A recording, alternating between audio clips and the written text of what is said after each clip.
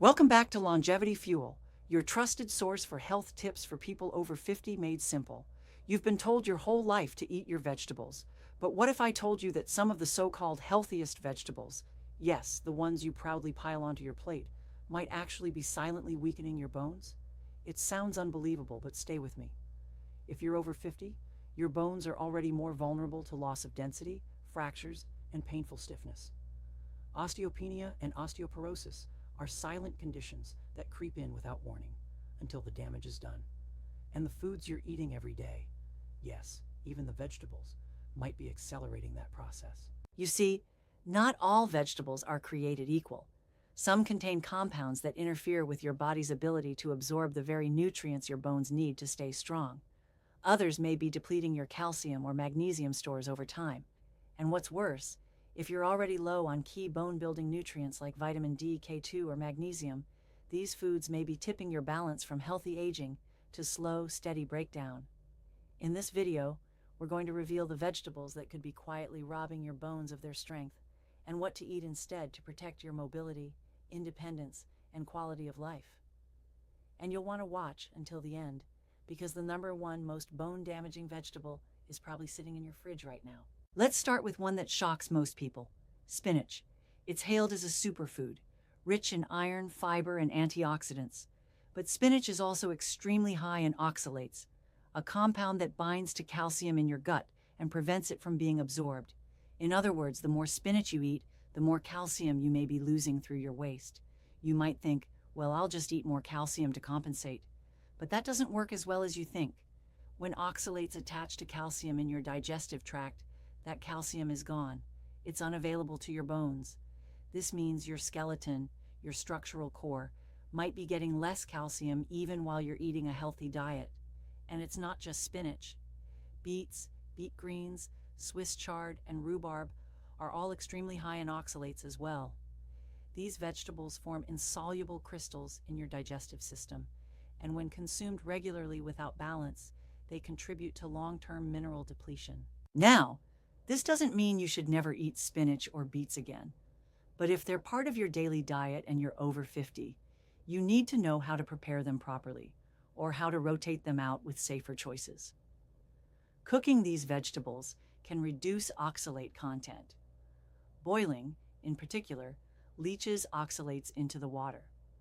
But here's the kicker. Most people sauté or steam these veggies, which does little to remove oxalates. If you're not boiling and draining, you might be doing more harm than good. Let's move to another surprising culprit: nightshade vegetables. This group includes tomatoes, eggplants, peppers, and white potatoes. These foods contain compounds called alkaloids, including solanine.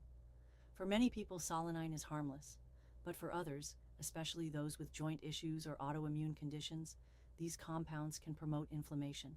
And here's the connection. Chronic inflammation disrupts bone remodeling. Your bones are constantly rebuilding themselves. But when inflammation becomes a constant presence, whether from your diet, stress, or hidden sensitivities, your bone-building cells slow down and your bone-breaking cells speed up. Over time, this imbalance can lead to weaker bones, even if your diet is rich in calcium. Many people over 50 also experience joint pain, arthritis, or stiffness, and sometimes nightshades are the hidden trigger. If you've noticed increased aches, try cutting out nightshade vegetables for a few weeks and monitor how your joints and energy feel. Now let's talk about another stealthy bone thief: cruciferous vegetables. Broccoli, kale, cabbage, cauliflower, and Brussels sprouts are nutrient-dense and anti-cancer. But here's the catch: they're goitrogens. Goitrogens are compounds that interfere with your thyroid gland's ability to absorb iodine, which is essential for thyroid hormone production. And your thyroid controls your metabolism, including how fast your bones rebuild. If your thyroid slows down, your bone turnover slows too. Your bones become more brittle, less responsive to micro damage, and more prone to fractures over time. If you already have low thyroid function or take thyroid medication, cruciferous vegetables could be silently making it worse. The solution? Again, it comes down to preparation. Cooking these vegetables neutralizes much of their goitrogenic activity. But if you're eating raw kale salads every day or blending cabbage into smoothies, your thyroid and your bones may be paying the price. So what can you do about all this? How can you keep eating vegetables without harming your bones? The first step is balance. Rotate your vegetables. Don't rely on the same handful every day. Incorporate low oxalate, low goitrogen, and non-inflammatory options like zucchini, carrots, cucumbers, and lettuces. These are bone-friendly and won't interfere with nutrient absorption. The second step is preparation. Cook your high oxalate and high goitrogen vegetables thoroughly. Boil and discard the water. Avoid eating them raw in large amounts. And limit your intake of nightshades if you notice any signs of joint inflammation, stiffness, or bone discomfort. The third step is to pair your vegetables with bone-supporting nutrients. Every time you eat vegetables, ask, what am I giving my bones? Add a source of calcium, magnesium, or vitamin D. That might mean adding a sprinkle of sesame seeds, a few sardines, or a calcium-fortified plant milk. And don't forget vitamin K2. This nutrient helps shuttle calcium into your bones and out of your arteries. It's found in fermented foods like natto, cheese, and egg yolks. Without K2, calcium might go to the wrong places, leading to hard arteries and soft bones, the exact opposite of what you want. And if you're wondering whether you need supplements, the answer is maybe. If you've been eating a high oxalate, high nightshade, or raw cruciferous diet for years, your body may already be depleted. Bone density tests, blood calcium levels, and even vitamin D panels can help you and your doctor assess your current status. Now you might be wondering, if vegetables are supposed to be the healthiest food group, how did we get here? The truth is, many dietary recommendations are based on younger metabolisms. What works for someone in their 20s or 30s doesn't always work the same way once you pass 50. Your digestion slows, your absorption becomes less efficient, and your bones are more vulnerable to imbalances in minerals and hormones. So while younger bodies can often buffer the effects of certain anti-nutrients, older bodies can't afford to take the same risks without consequences. Another factor that complicates this issue is medication. Millions of seniors take medications for blood pressure, cholesterol, thyroid, pain, or diabetes. And some of those medications can deplete your bone-supporting nutrients like magnesium or vitamin D. Combine that with a diet high in oxalates or goitrogens, and you've got a recipe for gradual bone loss. You may not feel it for months or even years, but eventually it shows up as stiffness, slower recovery, or bone thinning on a scan. Let's talk about calcium for a moment. Everyone knows it's important for bones, but what most people don't realize is that calcium doesn't work in isolation. Without magnesium, calcium can't be properly utilized. Without vitamin D, calcium can't be absorbed. Without vitamin K2, calcium can end up in your arteries instead of your bones. This is why focusing only on calcium-rich foods, like dairy or supplements, doesn't always solve the problem, and why some people still develop fractures even when taking calcium every day. Now here's something even more surprising. Some plant-based milks, like almond milk and oat milk, are loaded with oxalates and phytic acid, two compounds that can block calcium absorption. That means that the very milk alternative you switch to for health reasons might be contributing to weaker bones. If you're using plant milks, make sure they are fortified with calcium and low in oxalates. Coconut milk, for example, is generally lower in oxalates than almond milk. Let's also touch on leafy greens. Not all leafy greens are bad for bones. In fact, some, like arugula, mustard greens, and turnip greens, are relatively low in oxalates and high in calcium. The key is knowing which ones to emphasize and which to moderate. If your daily green smoothie is made with spinach and Swiss chard, you could be taking in hundreds of milligrams of oxalates per serving. Over time, that builds up. But swapping in arugula or romaine can still give you the antioxidants and fiber you need without the downside. We also need to talk about protein. Seniors are often told to eat more vegetables and less meat, but low protein intake is one of the most overlooked drivers of bone loss. Your bones aren't just made of calcium, they're made of collagen, and collagen is made from protein. If you're not eating enough quality protein, your bones lose flexibility and integrity. That's why pairing your vegetables with a protein source, like eggs, legumes, or fish, can be a game changer for bone health. The bottom line is this: your body is a system. Every food you eat sends a message to that system. And while vegetables are powerful messengers of health, they must be chosen and prepared wisely, especially after 50. Your bones can stay strong, but only if you support them with the right nutrition, the right balance, and the right awareness. So let's go deeper into the lesser-known plant compounds that interfere with bone health, especially as we age. One of the biggest hidden disruptors in common vegetables is phytic acid. While it's often praised for its antioxidant properties, phytic acid binds to minerals like calcium, magnesium, zinc, and iron in the gut. This binding effect reduces how much of these nutrients your body can absorb, even if you're eating plenty of them. Phytic acid is found in many plant-based foods, especially in legumes and whole grains, but it's also present in vegetables like okra, spinach, and certain beans that are often recommended as part of a heart-healthy diet. For people over 50 who already struggle with reduced nutrient absorption, this creates a significant challenge.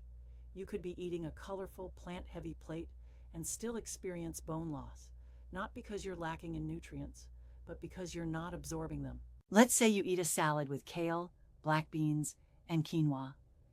It sounds like a nutritious meal, and in many ways it is, but it's also packed with oxalates, phytates, and goitrogens. On paper, it delivers fiber and plant-based protein, but in reality, it could be interfering with your thyroid, depleting your minerals, and reducing calcium uptake all at once. Over time, these subtle interactions chip away at your bone density. You won't feel it happening. There's no warning light in your body to tell you that. Let's talk about another overlooked danger: lectins. Lectins are a type of protein found in many plants, especially nightshades, legumes, and grains.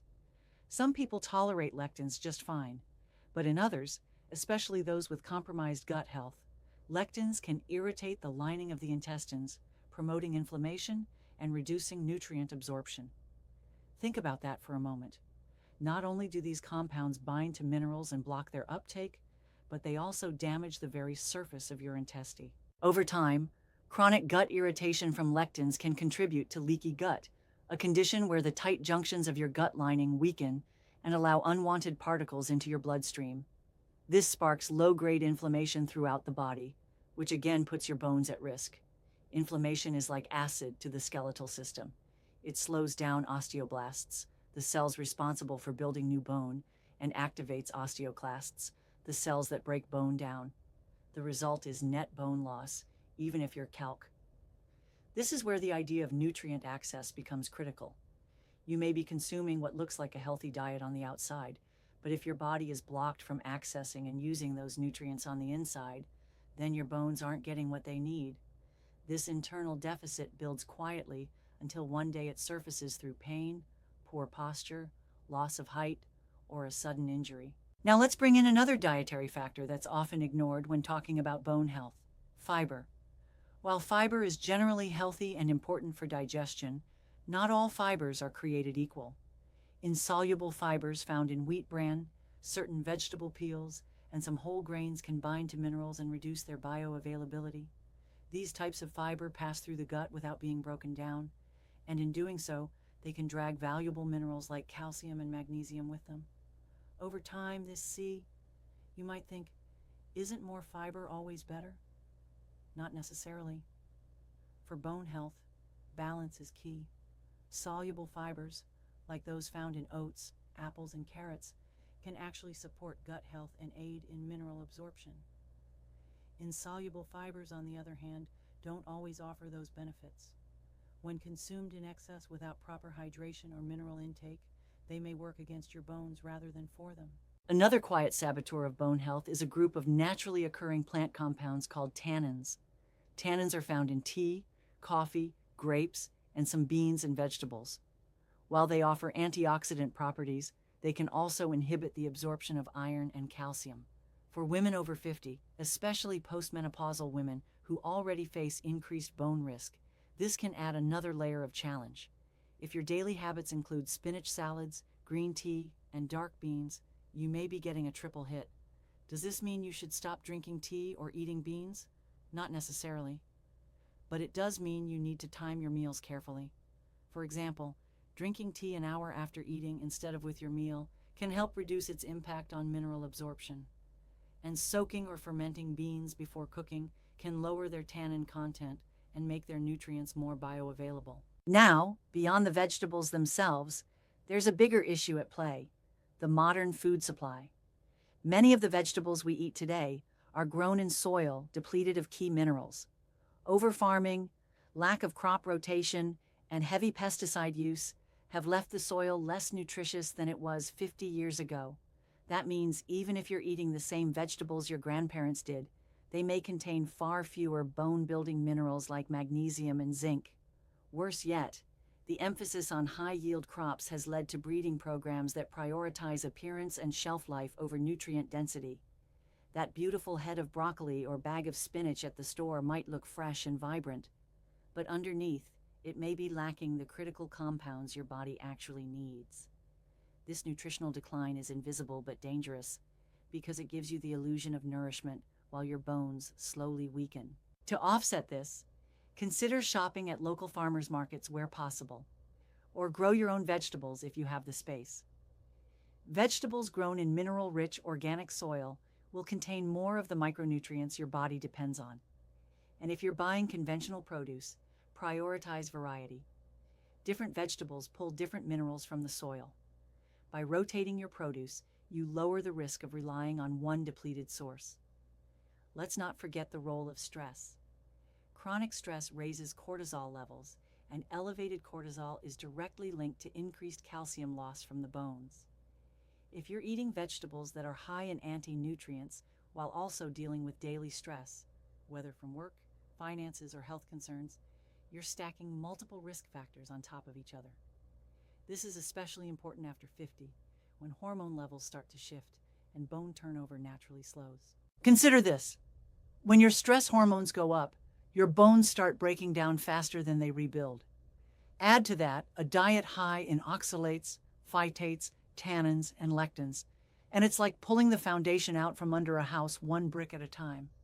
The house might still stand for now, but eventually something will give. There's also the issue of hydration. Bones are not just rigid calcium structures, they are living tissue that requires fluid movement. Dehydration can impair the transport of nutrients to your bones, reduce collagen production, and slow the healing of microfractures. Many vegetables, particularly raw ones high in fiber, require additional water to process. If you're not compensating with increased hydration, your digestive system struggles and nutrient uptake slows. Over time, this contributes to chronic D. One more factor that often slips under the radar is sodium intake. While sodium isn't a vegetable-related issue directly, it becomes one when you rely heavily on canned vegetables, pickled items, or pre-seasoned frozen veggie mixes. These products often contain high amounts of sodium, which increases calcium excretion through the kidneys. If your body is constantly losing calcium in your urine, your bones suffer. Canned spinach, pickled beets, and brined green beans might seem like convenient, healthy choices, but in reality, they could be draining your calcium stores even if you're getting enough in your diet. Always check the labels. Choose low sodium or no salt added versions, and when possible, rinse canned vegetables under water to remove excess salt before cooking. Now let's explore how these dietary challenges are compounded by lifestyle habits. If you're sedentary, even if you eat well, your bones aren't getting the mechanical stimulation they need to stay strong. Bones respond to stress in a good way. When you walk, lift light weights, or even stand frequently, you create small stress signals in the bone matrix that trigger new bone formation. But if you sit most of the day, those signals don't come, and without them, bones start to thin out, no matter how much ka. This is why pairing diet with movement is essential. It doesn't have to be intense exercise. A brisk walk, a few minutes of stair climbing, or using resistance bands can go a long way in maintaining bone strength, and it has a compounding effect. Movement helps circulation, circulation helps absorption, and absorption supports stronger bones. It's a feedback loop, and you want that loop working in your favor. All of this leads us to one crucial concept: nutrient synergy. Bone health isn't about one mineral or one food. It's about how all your choices interact. A high oxalate vegetable doesn't have to ruin your bones if you pair it with vitamin K2 and magnesium. A tea habit doesn't have to deplete your iron if you time it right. Even stressful days don't have to break you down if you balance them with restorative movement and deep sleep. Understanding nutrient synergy means shifting away from food fads and toward food intelligence. It means knowing that a raw kale smoothie might not be the power food you think it is, and that a bowl of sautéed mushrooms and bok choy with sesame seeds could be more beneficial than 3 servings of so-called superfoods. And this brings us to an important mindset shift. The goal isn't to fear vegetables. The goal is to understand them, to prepare them properly, to eat them in balance, to pair them with the right companions on your plate. Because when you do that, they can support you. They can nourish your bones, feed your muscles, calm your nervous system, and energize your cells. But if you eat them blindly, just because they're green, trendy, or marketed as healthy, you risk sabotaging your bones from the inside out. Now that you understand how certain vegetables and plant compounds can interfere with your bone health, let's take the conversation one step further. Because there's a bigger issue beyond what's on your plate. It's what your body is no longer producing efficiently after 50. Collagen is one of the most vital building blocks of your bones. Most people think of collagen as a skin ingredient, something that helps reduce wrinkles and improve elasticity. But collagen is also what gives bones their tensile strength. It acts like the rebar in concrete, flexible protein fibers that give your bones the resilience to absorb shock and resist fractures. After 50, your natural collagen production drops significantly. So even if you're getting enough calcium, without collagen, your bones can't use it effectively.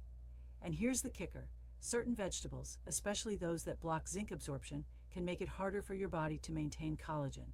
Zinc is essential for collagen synthesis, but if your diet is heavy in high phytate foods like legumes and grains, or oxalate-rich vegetables like beets and chard, you may not be getting or keeping enough zinc. This is why collagen loss accelerates after menopause in women and andropause in men. The hormonal changes alone reduce bone density, but if your diet also blocks key bone and collagen-building nutrients, the decline speeds up.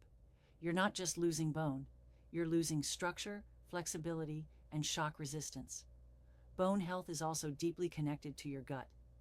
Your gut bacteria help process and synthesize key vitamins like K2 and certain B vitamins that support mineral metabolism. But if you've been eating vegetables that irritate the gut lining or taking medications that disturb gut flora, your microbiome could be struggling. And when your microbiome suffers, your bones suffer too.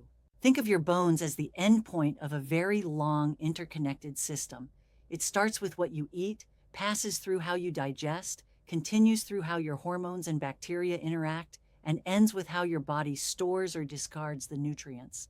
This system can't be maintained by guesswork. It takes strategy, awareness, and small, consistent shifts in your habits. Let's talk about one more compound that deserves attention: saponins. Saponins are found in vegetables like legumes, quinoa, and spinach. They have soap-like qualities and can disrupt the intestinal lining if consumed in large quantities over time. While some studies suggest saponins have anti-inflammatory effects, others show they can impair nutrient transport and damage the cells responsible for absorbing minerals. This matters because after 50, your gut is no longer as robust as it once was. Years of processed foods, medications, antibiotics, and chronic stress take a toll on the gut lining. The presence of saponins and other irritants just adds fuel to the fire.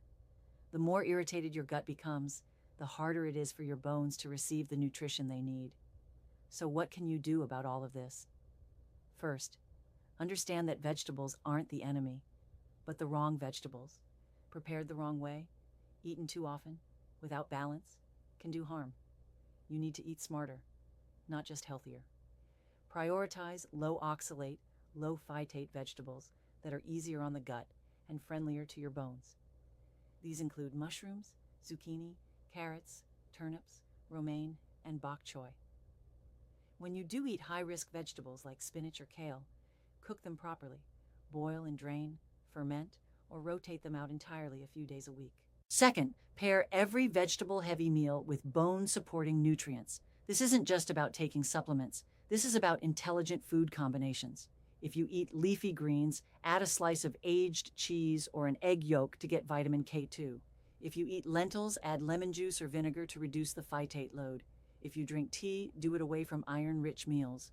These simple pairing strategies can double or even triple your nutrient absorption without changing what you eat, just how you eat it. Third, Reduce the inflammatory burden on your body.